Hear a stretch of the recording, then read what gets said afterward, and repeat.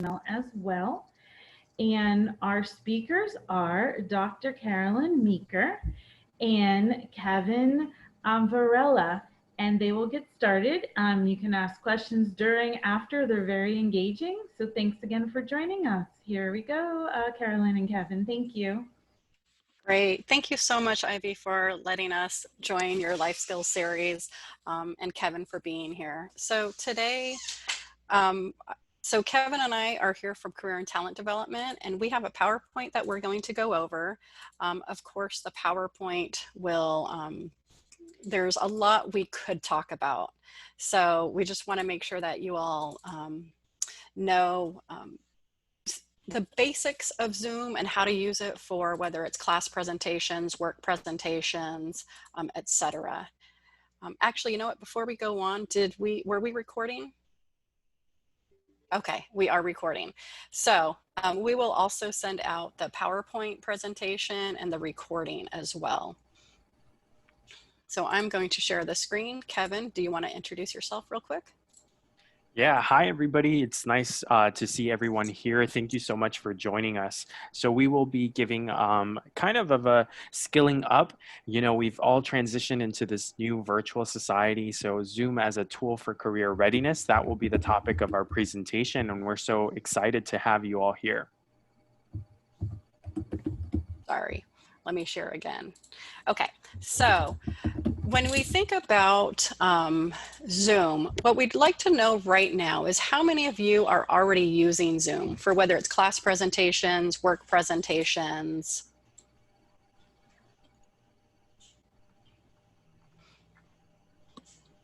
And you can unmute yourself. You can, okay, we see a thumbs up, a few thumbs up. You can put it into the chat as well. Are you using it for class or for work or everything?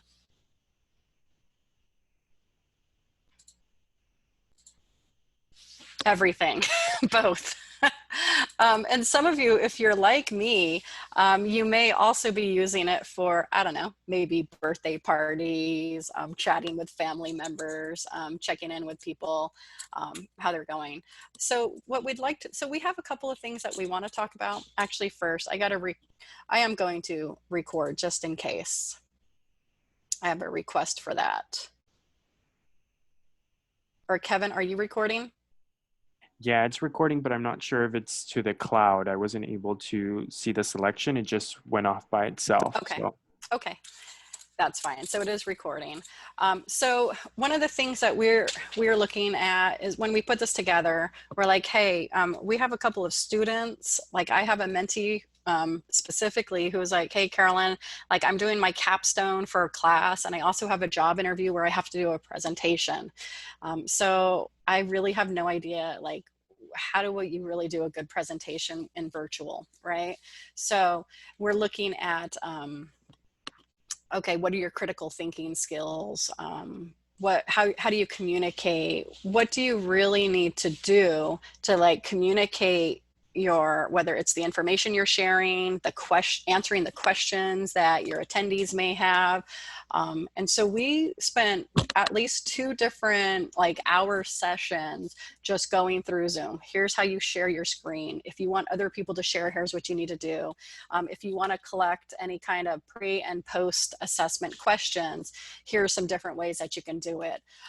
So when we created this workshop based on that, we're looking at critical thinking, problem solving. We want you all to be able to list at least 3 different ways to ensure that your background is appropriate or ready, right?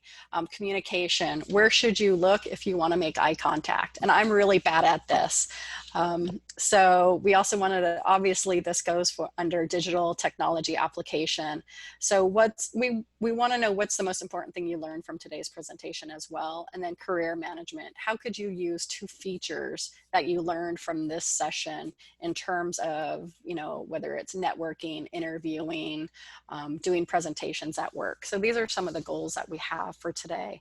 But what we also want to know is you can see right here on the slide, we have like general Zoom information or tips. And then we want to talk a little bit about backgrounds. We'll talk a little bit about eye contact, body language, and we'll spend a little bit of time about sharing your screen, recording the meeting, creating registration questions, creating polls, and running reports.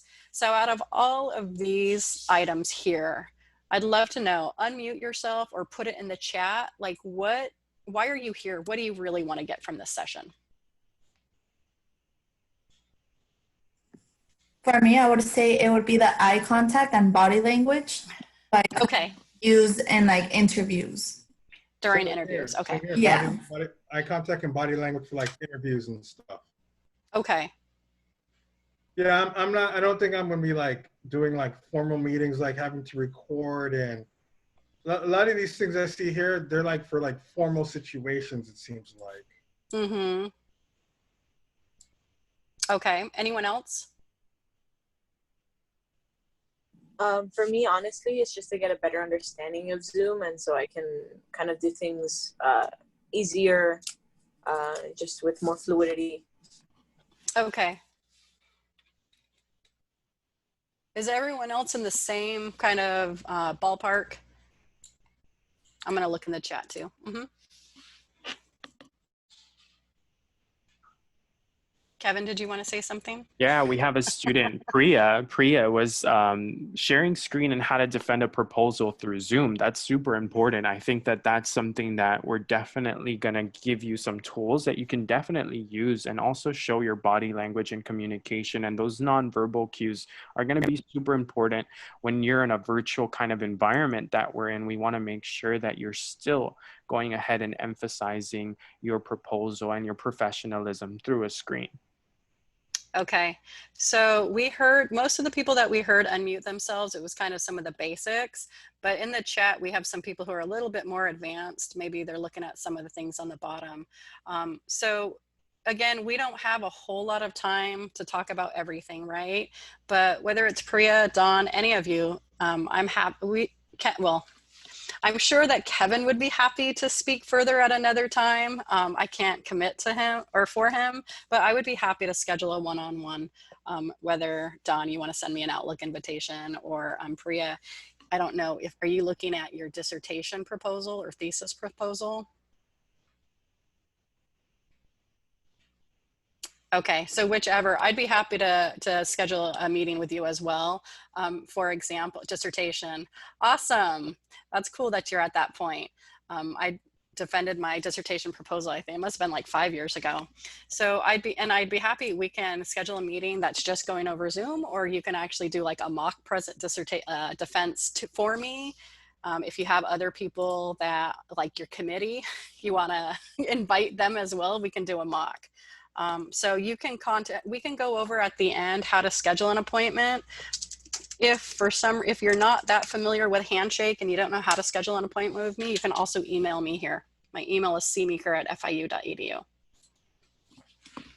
Okay, so in general, right, we all know Zoom. We're all using Zoom right now, and some of us are using it on your computer. Some of you are using it probably on your iPhone, your tablet. I know that I use it in like various manners. In fact, as I do a presentation, I'll often be logged in through my desktop or laptop and on my cell phone, because I might be looking at the chat or doing something different related to the meeting on my phone. Let's see. So just more of the basics, like make sure that you're comfortable, right? Download and learn the app. Understand how the camera settings work, how the mic settings work. There's a ton of Zoom trainings, and then practice. Do a mock defense, do a mock class presentation. I would say that in the graduate courses that I teach, particularly adult education, if someone is assigned to do a presentation or a group presentation for our class and it's through Zoom, I might expect them to like create the Zoom meeting, do a registration question, and then run a poll afterwards. Because it's adult education, human resource development, I expect them to be learning some of that. Most of you, if you're doing it for a class presentation or maybe even a work presentation, you might not have that unless you're, if you are a teacher and if you're teaching, adults you're expecting them to learn this stuff. But if you're in that kind of a situation where you really need to know it, more advanced, then we can always chat later. So some general tips, and this might be, Kevin, you want to go over this? Yeah, so I'll go ahead and tackle these general tips. So some general tips for everyone to know. And obviously Zoom, I want to let you know that we don't work for Zoom, but we have gotten so used to and so having Zoom as second nature for us. When this pandemic first hit, it was kind of like something unknown, but we are able to become second nature. And the reason why is because practice makes perfect, right? Like practicing, being familiar with the technology, knowing and making those mistakes. It's okay if you do make those mistakes because that's how you learn. So some general tips that we want to make sure that you have, whether it be for an interview, a conference, any professional kind of virtual meeting, you want to make sure you have the meeting link or access code. And it's important to confirm the date, time, and time zone because, you know, if you're meeting with someone in Athens, Greece, which happened to me, I was meeting with some professionals in Athens, Greece during a presentation, and it was a different time zone. There were 6 hours, I believe, ahead, and you have to make sure Zoom usually does it automatically, but sometimes in the communication, in the email communication, the time zone doesn't reflect. So if it's Eastern time zone, European time zone, then you want to make sure you go ahead and have that as well and add it to your calendar, your Outlook, or just a reminder on your cell phone. If you have the app on Zoom, it can actually link to your iPhone, or I'm not sure about Samsung Android, but if you have the Zoom Outlook, the Zoom app on your iPhone, it does link it to your calendar. It does send you reminders as well. And then you want to request a phone number just in case of technical issues, right? If you're in an interview, if you're in a meeting, a professional interview, then you want to have that representative, that recruiter's phone number, just in case of those technical issues. You want to go ahead and call them and just let them know you're experiencing bad connection, or if there's a weather issue. And if you know, then just go ahead and be comfortable with that, and reaching out to them as well. So become comfortable with the settings, your videos, audios. Go ahead and turn off your video when you're not ready, when you're joining a meeting. You want to make sure you have a professional username and a professional headshot when you're not showing your video. Be mindful. And then put your phone on silent, be present, right? You can see through a screen when someone is distracted because they're either looking down or they're looking away. And that's not always the case. You're not always distracted, but you can see when someone's on their phone. So you want to be mindful that the other person, the other audience is going to be able to see that information. And then be on time, but not too early. If someone's a host of a meeting, usually they get the notification. So if you're just testing out stuff, they will get that notification if they have that setting. So if you're a student joining a workshop, definitely be on time. If you're joining an interview, try 2 to 5 minutes earlier for your interview, just in case. You never know what's going to happen. So be prepared for the unexpected, and then obviously disconnect when you're done and take it seriously to prepare for the interview, the conference, or whatever virtual kind of setting meeting you're in.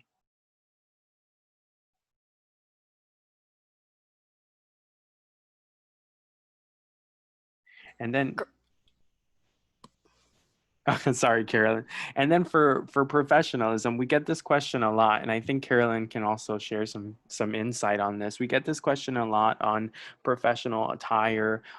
We had some reporters that were seen in the news and memes and social media that were wearing professional attire from top but not bottom, so you're able to see them in PJs. So I want to go ahead and stress how important it is to dress professionally, and that mood also. The way you dress affects your mood, right? So if you get up in the morning, if you dress professionally, if you dress like you're going to work or like you're actually going to an interview, it's going to affect your mood more. Remember, you're at home, and we've all become a little bit comfortable. For those of us who do work completely at home remotely, we've gotten a little comfortable with that. So it does impact your mood. You may need to get up unexpectedly if there's a distraction, if your dog barks or something happens. You want to make sure that you're dressed top to bottom professionally and neutral colors. Now, you want to avoid stripes on camera. So stripes on camera, usually what happens is that it distorts the video. So if you're wearing stripes, just make sure it's not something too bold. And then avoid bright colors and patterns. So opt for softer colors.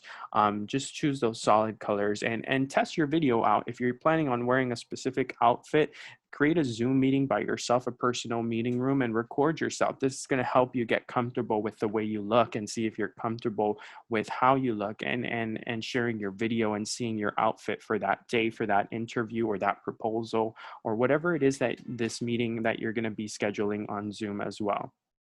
And then Carolyn, I don't know if you want to add anything to professional attire in virtual settings.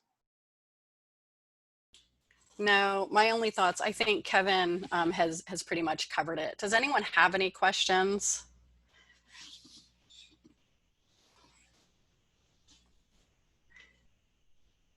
Okay, I would say the last thing I'll say, whether you're coming to our career fairs or if you're a hospitality tourism management student or alum or a College of Business student or alum, you're going to have networking events and career fairs. So just, you know, make sure that you are dressing and at what you consider professional attire just for that feel, to get the sense that you are here and whatever professional means to you and within your industry. That's going to be important because, you know, as Kevin had mentioned, and it's on here, like it can impact your mood.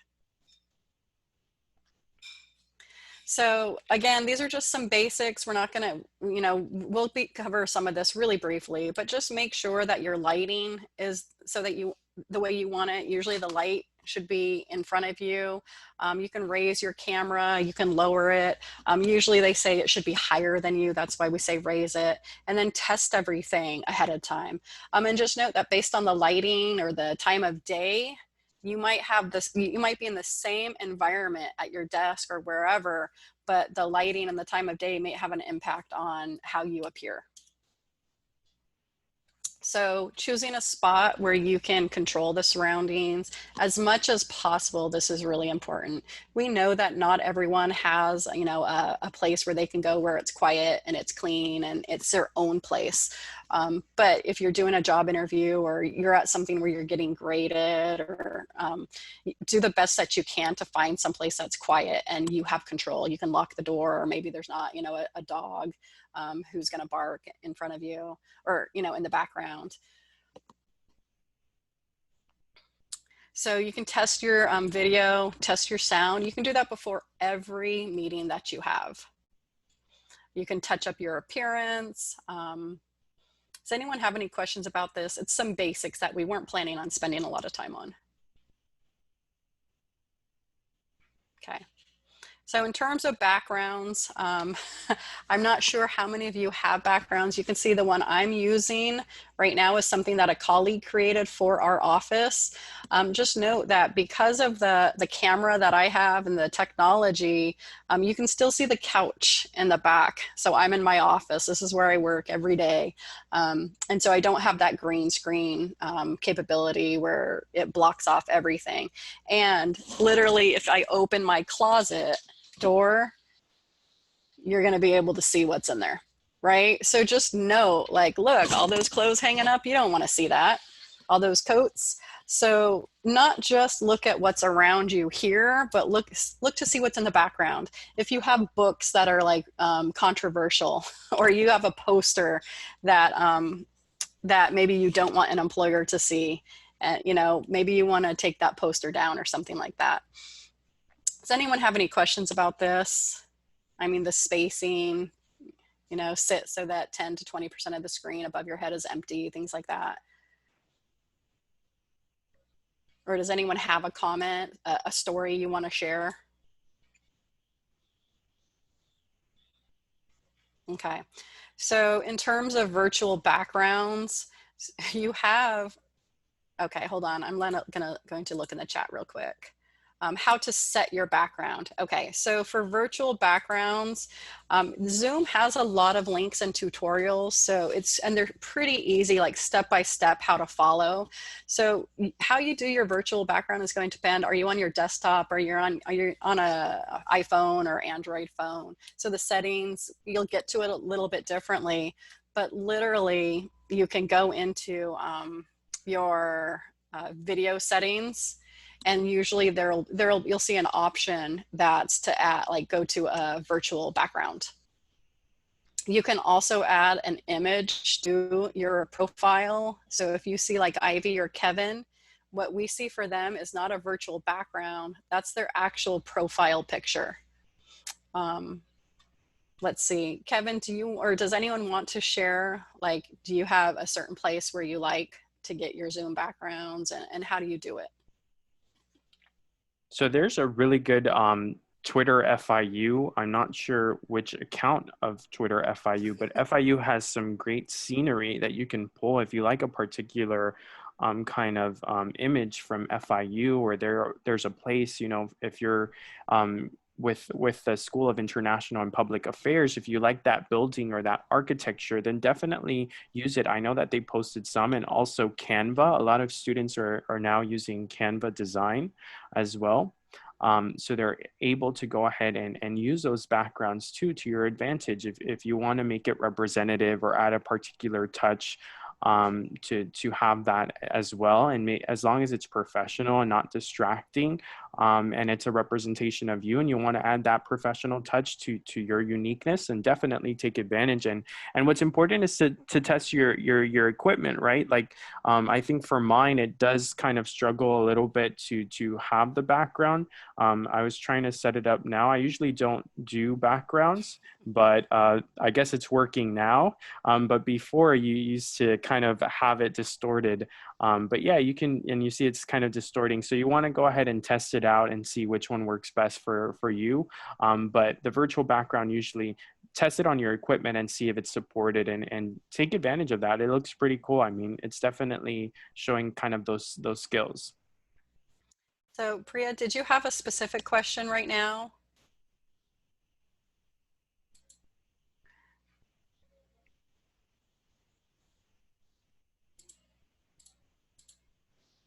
Okay, great. So yes, as you saw, Dawn put in a link to FIU Flickr. So this is literally like a snipping from online. And so you can see Zoom backgrounds, 83 photos. I looked at some of them and I'm like, I really want a beautiful one of the Biscayne Bay campus. And I couldn't find one. I think I may just try to go into some of my old photos that I've taken and do a picture. Does anyone have a background that you really like? I know Kevin mentioned a couple, or does anyone have any other than FIU Twitter, FIU Flickr? If you do, or Canva as well. If you do, put it in the chat so that other people can take a look at that. So eye contact and body language. So it's going to be a little bit, and you can see where we got some of these images from. The best way to set up for a video interview, right? That's the article by the Muse. So you can look for that on Zoom or online if you want to read more about that. And the link, you'll also be able to click on this when we send the PowerPoint. So if you're using multiple monitors, you're going to want to make sure that the one that the camera is on is the one that's in front of you, right? If you're using your phone, you want to make sure that the camera is at an angle that you're looking up a little bit. And make sure that the camera, it's close to your eye level. So you can play around with it, like how far away do you want to be? What angle do you want it at? In terms of, and this is where I'm bad. So I think, like, I'm so big into eye contact when I talk to someone that I'm literally looking at Ivy's picture on this screen, or Samantha, like I'll be looking at you. I can just see you move and I want to look for your eyes. But that doesn't mean that I'm making eye contact, right? So usually the eye contact is you're looking at the camera, because that's, what's recording you. So, but one of the things to like really be like mindful of is don't spend so much time worrying about these things that you're not conveying the information you want to convey. Right? We understand that, people are still adapting. We are not experts, we're not actors necessarily who know how to like talk to the camera.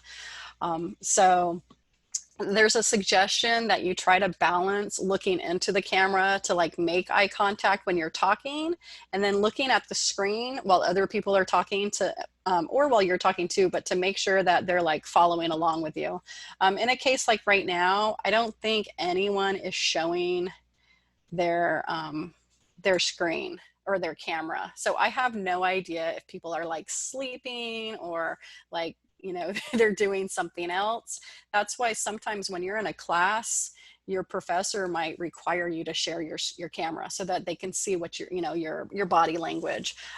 If you're doing an interview or networking with an employer, as much as possible, it's going to be really important that you share your camera if you have that option, because that, you know, in our culture, we really want to see people's faces. Let's see. Does anyone have, so we'll do the next slide about body language and then see if anyone has questions. So another thing you want to do is when you're in Zoom or any online platform, pause before speaking. So if you're having a conversation, maybe you're doing an interview and someone asks you a question and then you're going to answer, right? Don't answer as soon as they stop talking. You know, give it a couple of seconds, maybe 5 seconds. You want to remember that sometimes technology is kind of slow, and Zoom might cut out. So you also want to, you know, talk slowly so that you don't seem rushed, that they're able to pick up what you're saying. So maintain good body posture. So usually this means you're sitting at a desk or a table. Your back should be straight. Your shoulders can be back or open. Plant your feet on the floor, and you can rest your arms either on your lap or on the chair or something like that. Don't be fidgeting and all that stuff. And then be aware of your hand gestures, right? Sometimes I will actually like talk about something in increments. So I'll literally like move my hands. That's okay. It makes sense, but you shouldn't be like all over the place and really being distracting. So a lot of these are very similar to what we suggest during an interview in general. Does anyone have any questions right now, or an example or a story or something you want to share? Anyone suffering from back problems or or posture problems? I know that a lot of our colleagues have been trying to get some like comfortable chairs, because you definitely want to go ahead and get a comfortable chair or find a position that's comfortable for you. Creating a workspace at home is super important. And I think that also taking care of your health and being mindful of the impact of maybe not sitting in the proper kind of posture in a chair. You know, a lot of our colleagues actually had to go back and get their chairs because their posture was being affected. So it is something to keep in mind. You know, this does have long-term health kind of, and we're not perfect, right? We're not telling you always have to be standing up in a power pose. No, you want to be mindful to go ahead and maintain that posture as well. Using a pillow and yoga to alleviate. Yes, a lot of that. That's a great. lot of that, yeah. Awesome. Thank you so much for putting that in. That's important. In fact, I think I need to get lumbar support pillow for my chair. It's a good chair, but still. Okay, so sharing your screen. This is something that if you're doing presentations, this is really important, right? And there's different ways, different things that you can share. And more, like when I'll have an appointment with a student, we're looking at their resume, or we're looking at a different, I don't know, like job search website or something, I will ask the student, okay, great. Can you share your screen to show me your resume? Or I'm not quite sure what you're talking, like which website you're talking about. Can you share it and show me, right? So it's not just, you know, the advisors who share screens. Sometimes you're the one who's asked to. So I found probably last week 3 different people. We had a conversation about the difference between sharing your entire laptop and just the screen that you're looking at. For example, right now I am only sharing this PowerPoint deck. So I'm not sharing my desktop. So if I accidentally like exit this PowerPoint deck, you're not going to see, you know, my email that's in the background. You're not going to see other things that I might have on there. This is really important for a couple of reasons. One is sometimes people are looking at things that, you know, might not be appropriate. Especially like if you're at work and you're in a work meeting and you're also on Facebook. If Facebook is allowed for you to be on while you're working, that's okay. Like maybe you do social marketing or something like that, or social media marketing. But if you're not expected or supposed to be on Facebook and someone sees that you're logged in on Facebook, that could be an issue, right? Yes. So as Kevin said, be mindful of what you're sharing. The notifications. Do you want notifications to come up and interrupt your conversation? Let's see. So you can share, if you can share your entire screen, and that's if you're gonna, maybe you're in a presentation and you wanna, at some point you're gonna share a PowerPoint. You're also going to share, you know, you're gonna go look at a website like LinkedIn or something like that. So there are times where you do want to share everything. You can also share the whiteboard. Let's see, I have not used, so as Kevin said in the beginning, we don't work for Zoom. We're not Zoom experts. Content from a second camera, I haven't used that. I have shared from my iPhone. Let's see, what do we have next? So there's 2 more slides, but does anyone have any questions right now or anything that you've done that you want might be helpful for other people to know about sharing your screen?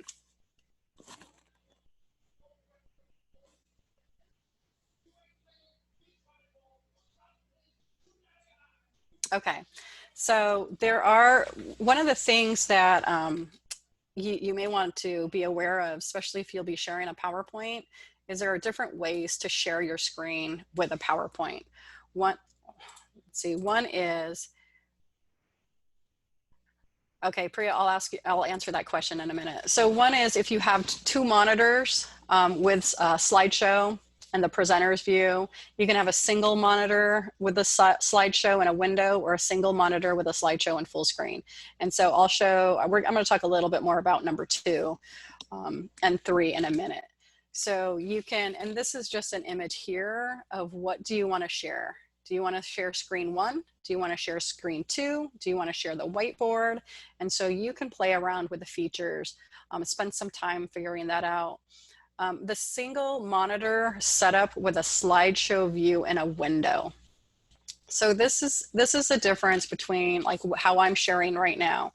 I could share the entire full screen would be my PowerPoint, or I can share the PowerPoint just in a window. And so you can play around with that setting.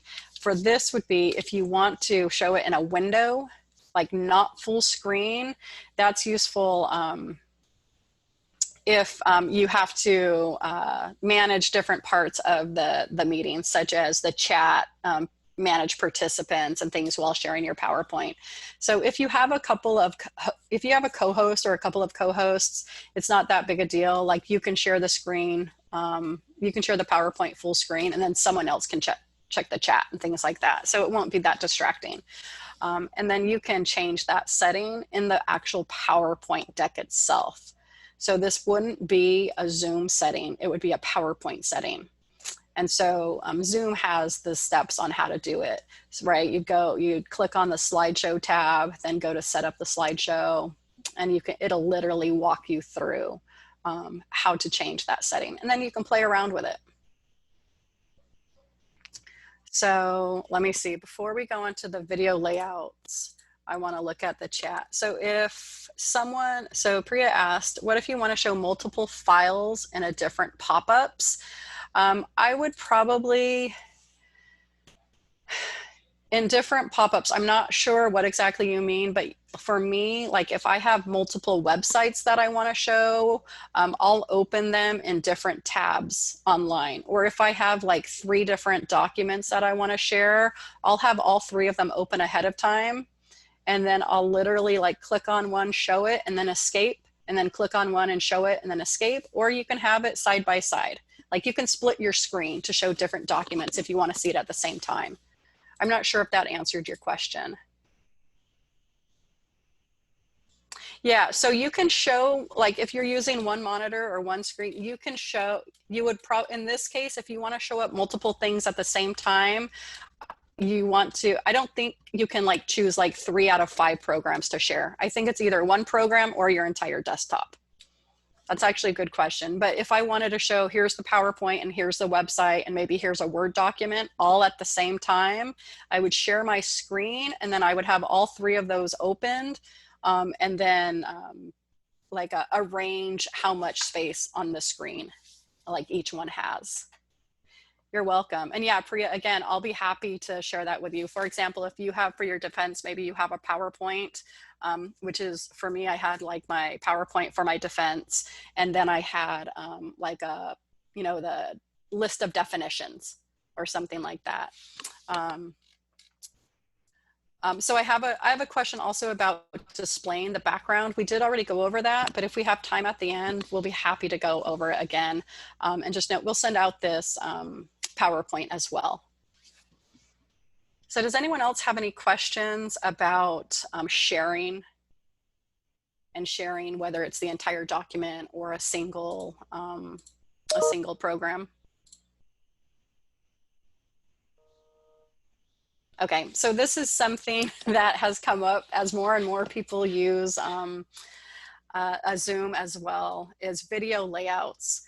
So there's 3 different video layouts when no one's sharing a screen. You have the active speaker view, you have the gallery view, and the floating thumbnail window. Sometimes that floating thumbnail window will drive me nuts.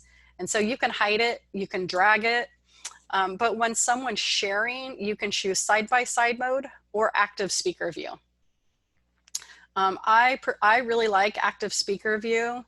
So that's where you can display whatever is getting shared will be on the left side, and then whether it's the speaker or the gallery will be on the right side.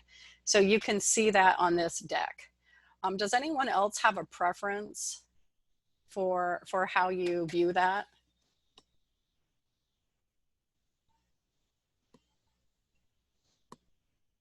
Or does anyone have any questions at this point?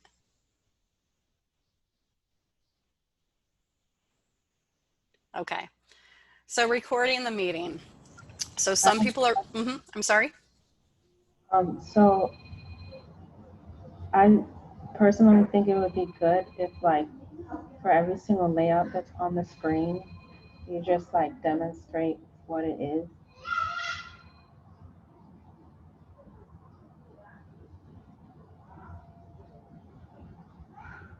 Okay, so I'm gonna stop sharing and then go into the link, and then I'll share that. So while I do that, does anyone have any questions?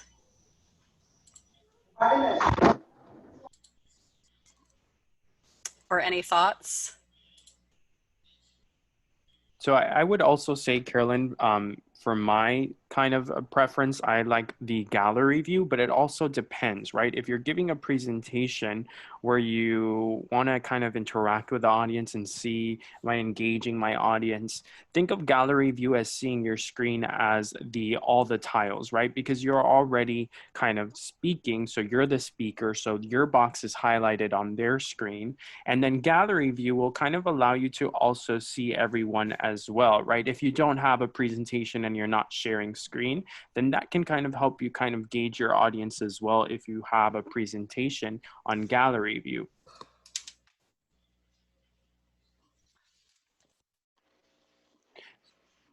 And I know this is very common for students who have to present group projects and might have to do their projects on Zoom. Now, if your professor, has kind of limited access, then it's good for you to kind of know which view would work best for you and your group if you have a group presentation as well. Or if you're in a panel interview, then you can definitely use gallery view to your benefit in terms of seeing kind of the reactions once you answer and just gauging that interview committee's response to your interview. So that's super important to keep in mind as well. And does anyone have a preference in terms of speaker view or gallery view? Did you know that you can see everybody on the screen?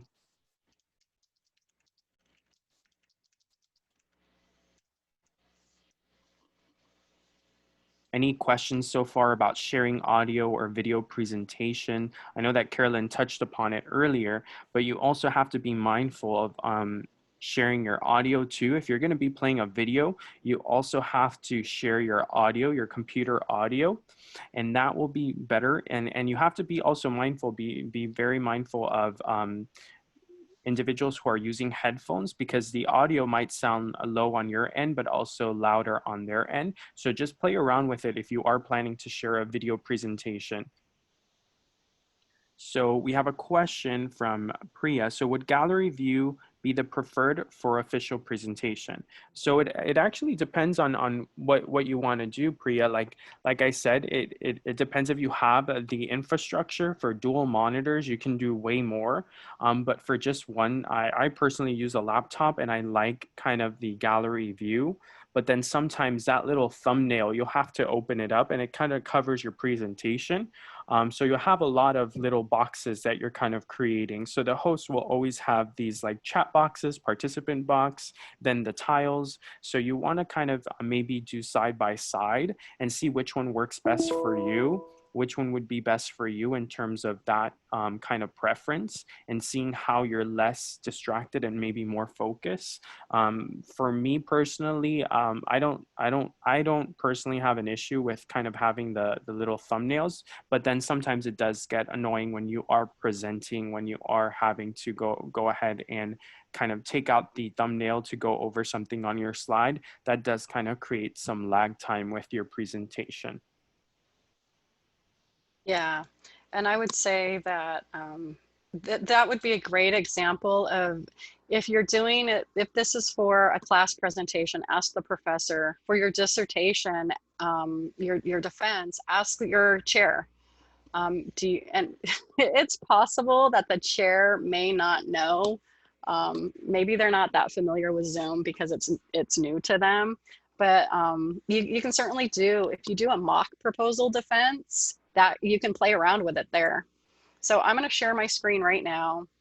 And I put this link, if anyone wants to follow along, this link for this tutorial in Zoom is, it's in the chat. So you can like click on all these, but there's also pictures below. So when you look at the desktop recording layouts, and these layouts are the same whether you're recording or not.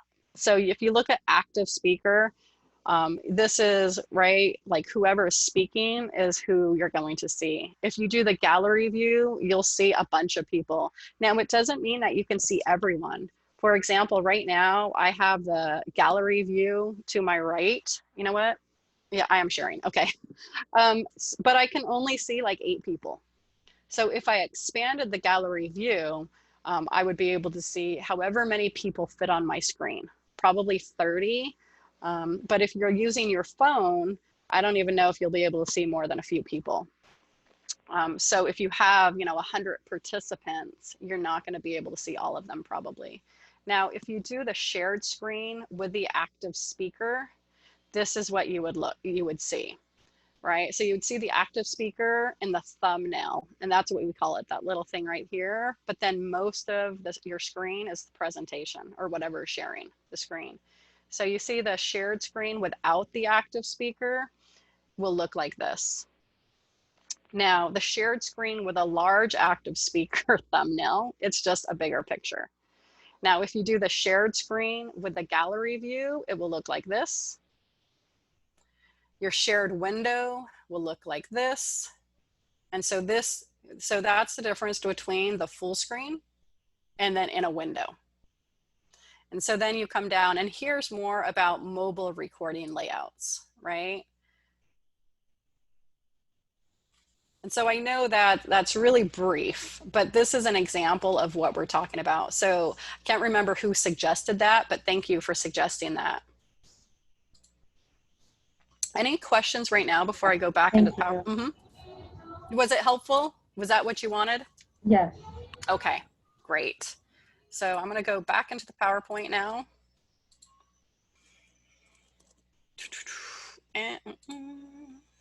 Okay, so recording the meeting.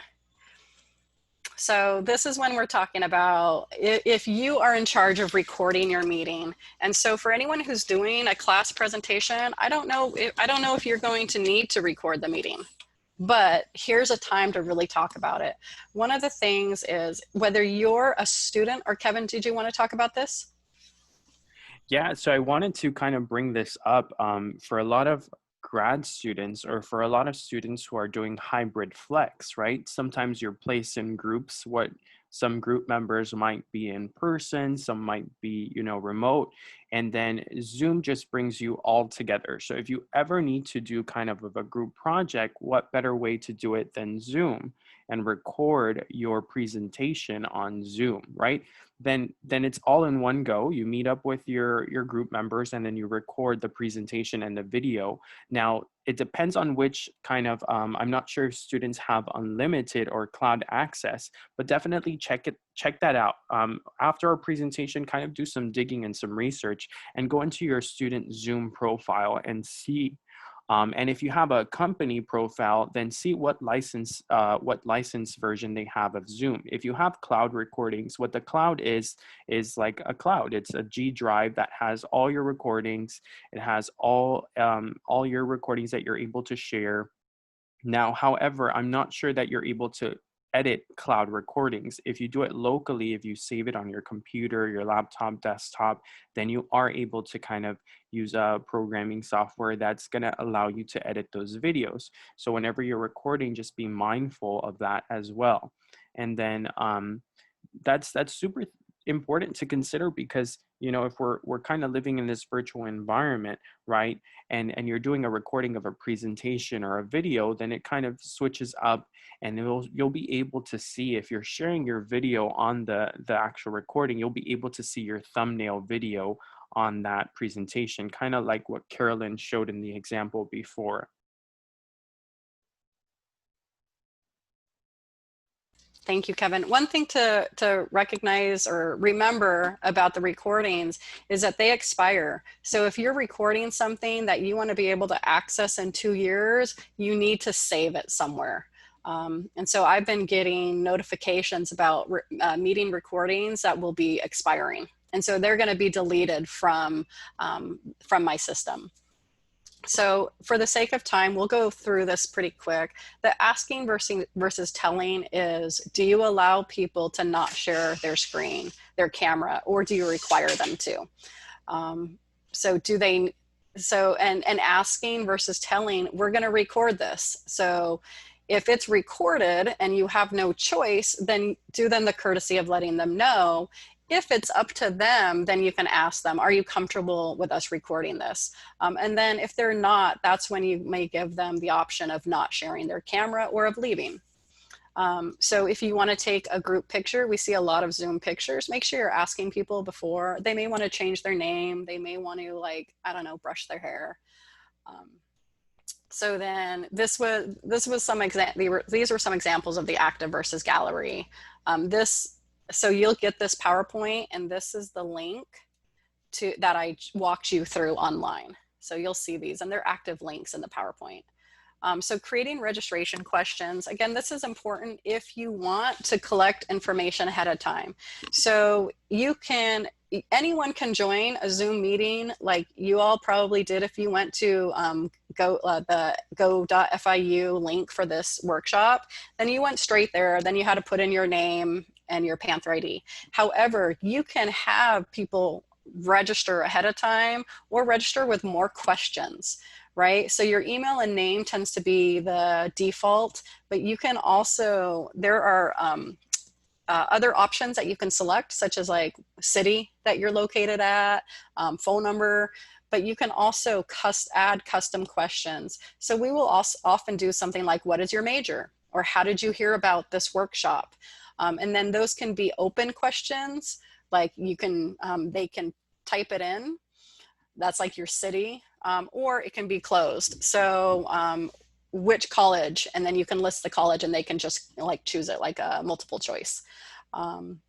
You can generate the meeting registration. This is really helpful if you want to know ahead of time, okay, we have this meeting in 2 days. Let's look at the registration responses. And as long as people have already registered ahead of time, then you can see whatever answers you ask them. So let's see, just note for that, if there is a Zoom meeting that requires registration, then you might not be able to access it from using the web client. And then there's some links to learn more about registration questions. So again, I use it pretty often. And I think, Kevin, for every career and talent development workshop we have some registration questions. So those of you who know us already, you've been through that several times. Creating polls. So this is something that that you can also use.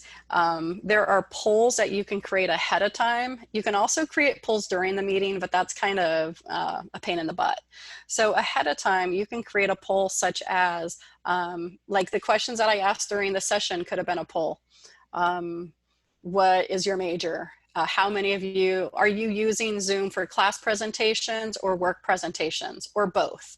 And so you, again, they can be multiple choice or single choice. And then you can actually, you can launch the poll during your meeting. You can show the results during the meeting, and then you can run a repoll, or you can download the report afterwards. And then the polls can be anonymous or not. So in terms of the reports, this is something that Kevin, I'll also want you to talk a little bit about this, but everything like the registration, attendance, and polls, we have reports for all of that, and they can be very useful if you need to track things. Kevin, do you want to chat about this? Yeah, so the reports are pretty useful for any of you who are using this for your work or for any kind of data-driven initiative that you're trying to take, right? So like Carolyn said, there's two types of kind of reports. There's a registration. So let's say, for example, you're hosting an online virtual event for your job, or you're hosting, you know, this kind of event. So think of it as a registration. So people, attendees will register, they'll provide their information. Not all registrants do attend the actual meeting. So then your usage report, which is the attendance report, will be, okay, I had a certain amount of attendees, of actual attendees the day of, that were there for a certain amount of time. You can see the time, you can see the email. The registration report will be those questions that you asked in terms of those custom questions, that data that you're kind of trying to grab from the registrants. And then it does take 30 minutes to 15 minutes to show up. It used to take longer, but with the update that Zoom did, I believe they're on 5-point-something updates, and then they did it, and now it takes about 15 minutes to show up. So it is important to save this if you're doing any data-driven initiatives for your job, or you're taking minutes or time or attendance of minutes. If that's something in your role and you want to see which employees attended your meeting, then you can definitely pull this information if it's up to you to set up the meeting or be the host of a meeting, right? So you can access these reports from your account, and then there's different reports for admins and members, regular members, okay? So whenever you host a meeting and you're the host of that meeting, you're able to pull those reports. And then usage. So the reports for members, it allows you to view a list of meetings, participants, and how long the meeting actually lasted, right? So with the registration report, like I said, that's the registration prior to the event happening. So there's two. Remember that registration is registration, and then usage report is actual attendees. So you'll just click generate on your options, should be on the left kind of tab, and that does allow you to go ahead and pull that information for a meeting. Now, if you're hosting a webinar, which is a virtual conference or online conference or a gathering or a kind of more of a presentation, if you have any members, any speakers coming to your organization and you want to do it webinar, please note that the webinar is not as interactive as a meeting, but it does allow you to do attendee performance, Q&A, and polls, right? So the Q&A would just be someone who has to handle and ask those questions live. So if you are having kind of an interactive event with your employees and it's more of 300 participants, I believe that Zoom allows, depending on the licensure that your company has. And you select that type of report and you're able to go ahead and locate that webinar and generate that report. So there's two types of kind of Zoom options. You have the meeting and the webinar. So think of a webinar as a larger event, and then a meeting, you're up to have, I think for meetings, you're up to 300, I believe. If depending on the licensure, 300 for meetings, and webinars will allow you to do a bit more. So a question before we just have a couple more slides. Does anyone have any questions right now? Does anyone need to have like a follow-up or a more advanced discussion about the registration questions, polls, or the usage reports? Because I know we had a lot of stuff and we went over some of it pretty quickly. anyone in their role and their job currently using kind of Zoom for events or any interactive kind of events that you're hosting?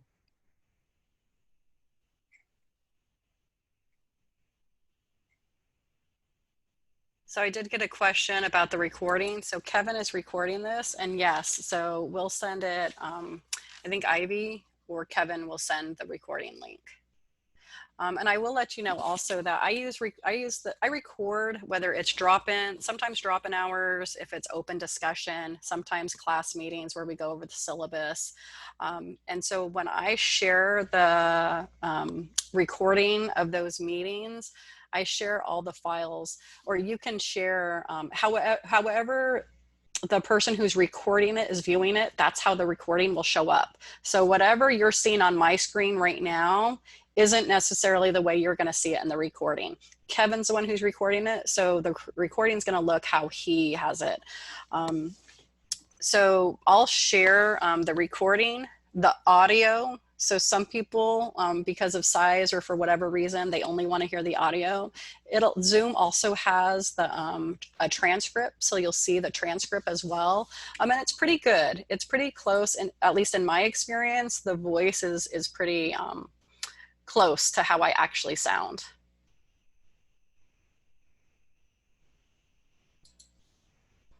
So the last thing is just to note that Zoom has a lot of integrations. So you can integrate Zoom with Outlook. I do that a lot so that you can automatically create a Zoom appointment through your Outlook. Let's see. Zoom has a lot of trainings. There's a lot of links in this session. Like the pictures that we walked through, a lot of those Zoom trainings have come with pictures as well. The last thing that we're not going over interview prep, but we kept this on here. So Kevin and I have done a lot in terms of like people who have interviews coming up. So there's a lot more slides and resources for about interviewing, job search, different strategies like that. So we're not going to go over it, but I just wanted to let you know that when you get the PowerPoint, you're going to see a lot more information then you don't want to spend all week with us going over every topic. So does anyone have any last minute questions or something you want to share, a resource that you've used?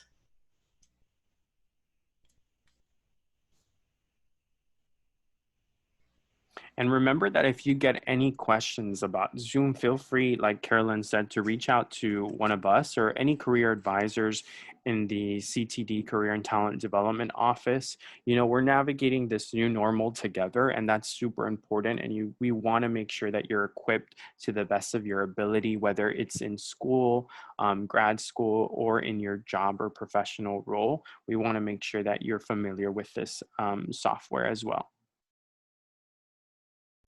So yes, the question, you're welcome. And so the PowerPoint deck and the recording, I think Ivy said that she'll send it. So Ivy, I'm going to send you the PowerPoint. Kevin's going to send you the link to the recording. So everyone, it takes a little while for the recording to process. So it may, if it's not today, we'll send it tomorrow. Well, I think Ivy, you said you would send it by tomorrow.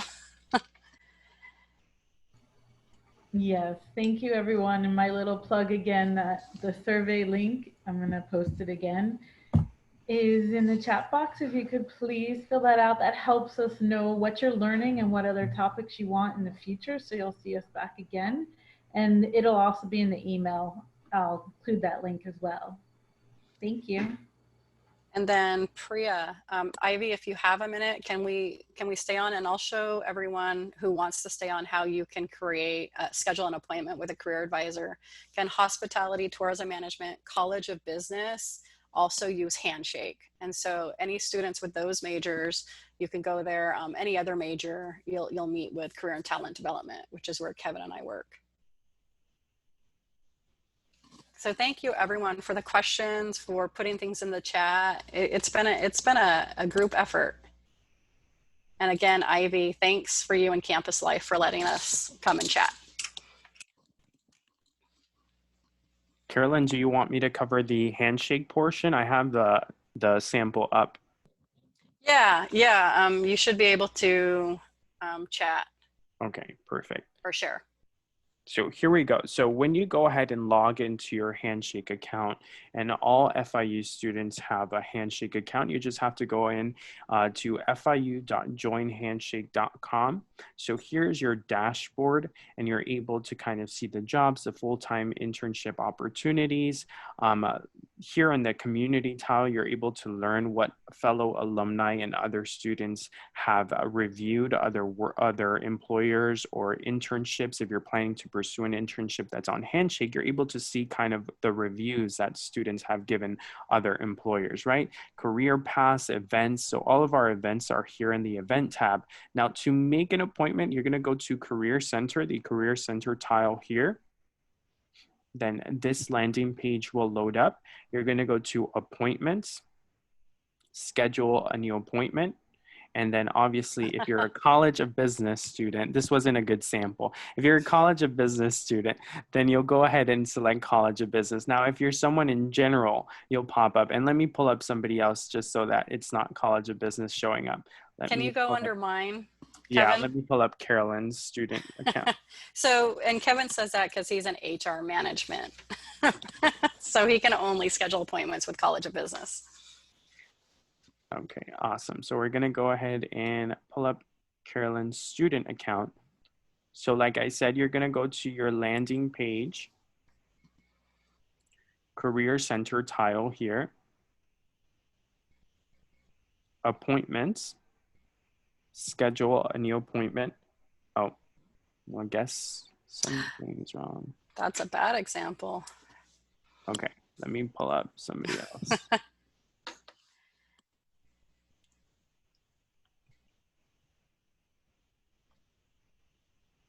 I'm gonna put a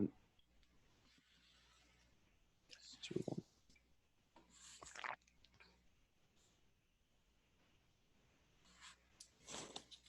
Appointments, schedule appointment, and then your campus locations are gonna show up, right? So MMC campus, we're all remote right now. So if you wanna go ahead and schedule an appointment with Carolyn, then you're gonna schedule an appointment in BBC, because Carolyn is based in BBC, but right now we're all remote, so it really doesn't matter. And then for...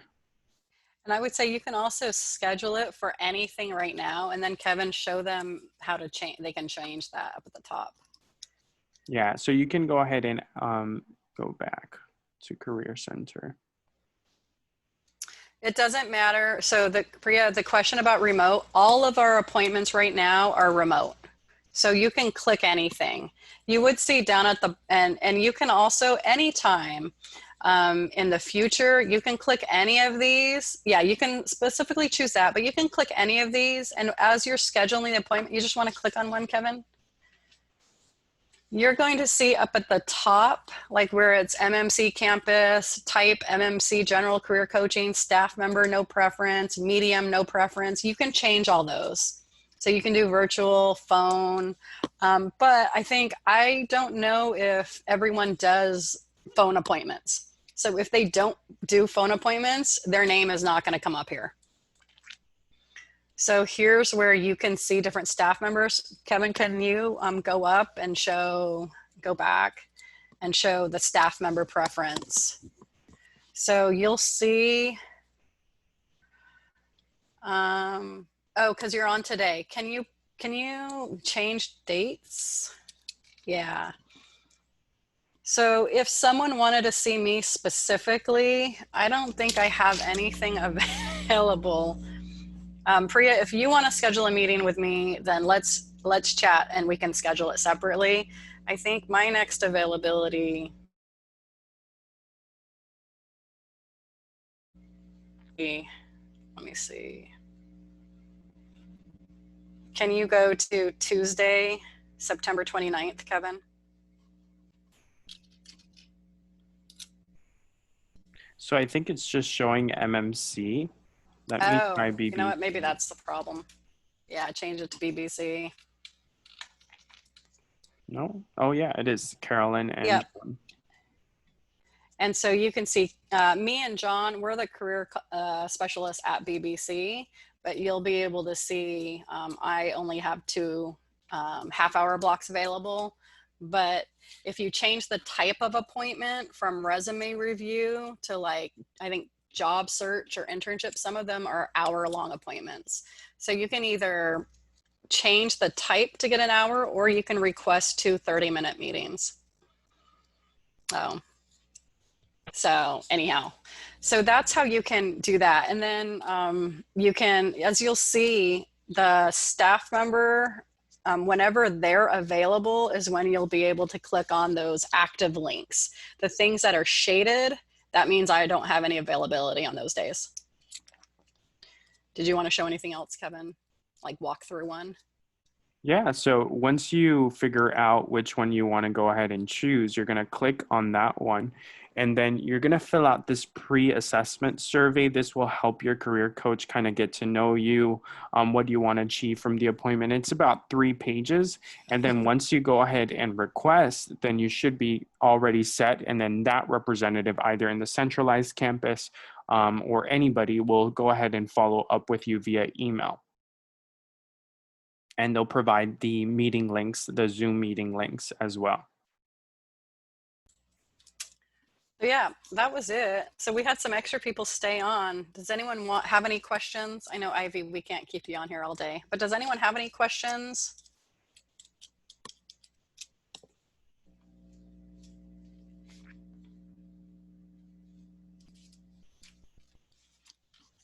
Awesome, that's it for us. Thank you again. Thank you, everyone, as well. Hope to see you soon. Thank you, everyone. Thank you, Ivy. Thank you, Carolyn, and everyone who attended. Thank you. Okay. Bye.